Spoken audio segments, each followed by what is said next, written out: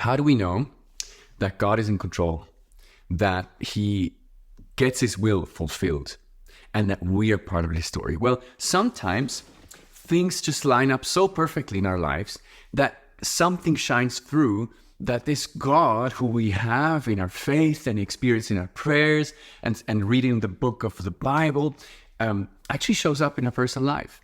You pray for somebody and then just coincidences happen. Or you line up yourself with what God says about life, and then suddenly things work out. God blesses you in ways where you realize there's just too many coincidences. I've experienced things like that. Time does not allow me to tell them here. Just watch the whole sermon. But in recapping yesterday, we looked at Esther 6. These are the 3 points. Nothing happens outside of the timing of God. God has time in control, and he places events sometimes in a way that you just see how God is in control. Secondly, nothing happens outside of the will of God. God has a realm that we call the permissible will of God, where he allows for even evil things to happen. But they're happening because even in that, and that's difficult when evil is so big, is God doing something that is working together for good for those who love him. Lastly, nothing happens outside of the character of God. The way to grow and to be, honored in God is by being humble. Okay, let me go through them very quickly and give you an application for them. Number 1, timing. In the story of Esther 6, read Esther 6 a little bit before maybe, and then just list all the things that look like coincidence that have to line up for the story to work. I'll give you just a few clues. It just so happens that night where Esther had dinner and didn't tell the king what she really needed, and that the king could not sleep. He knew tomorrow he's going to have dinner again with her, but in that night he could not sleep. It just so happens that he gets to read the Chronicles for him to be able to sleep. And it just so happens that in those Chronicles, Mordecai is mentioned, and that he has saved the king's life. It just so happens that the king thinks, this is interesting, what have we done? And it just so happens that the guy who's reading the book knows nothing has been done with Mordecai, nothing has been done to honor him. It just so happens that at that very moment, Haman, the guy who actually wants to genocide the whole people of Israel, including Mordecai and Esther, is showing up at the palace. Just so happens that the king asks him what should be done to the man whom the king delights to honor.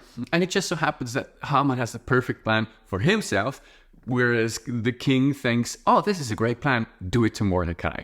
And that's where the whole story flips for Mordecai and for Esther.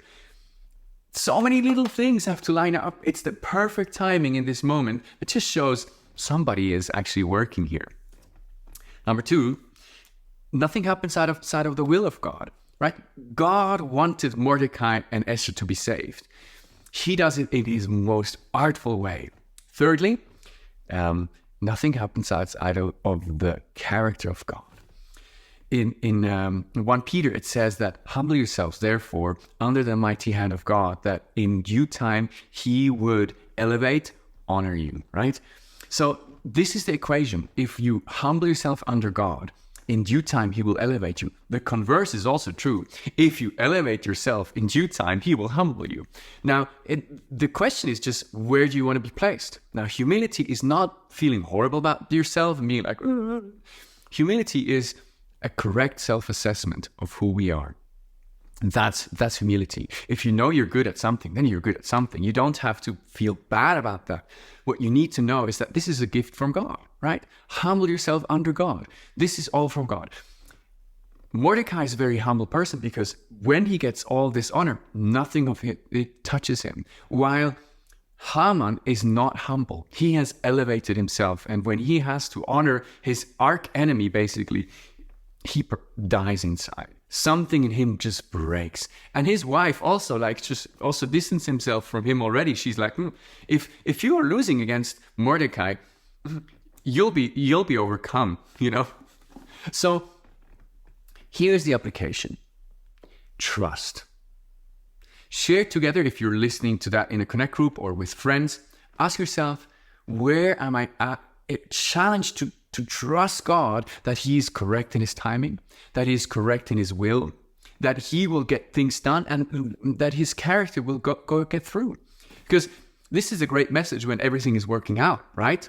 But how difficult it is for Mordecai to hear this message just a day before, right? He's been looking after the king for 5 years, honest and faithful.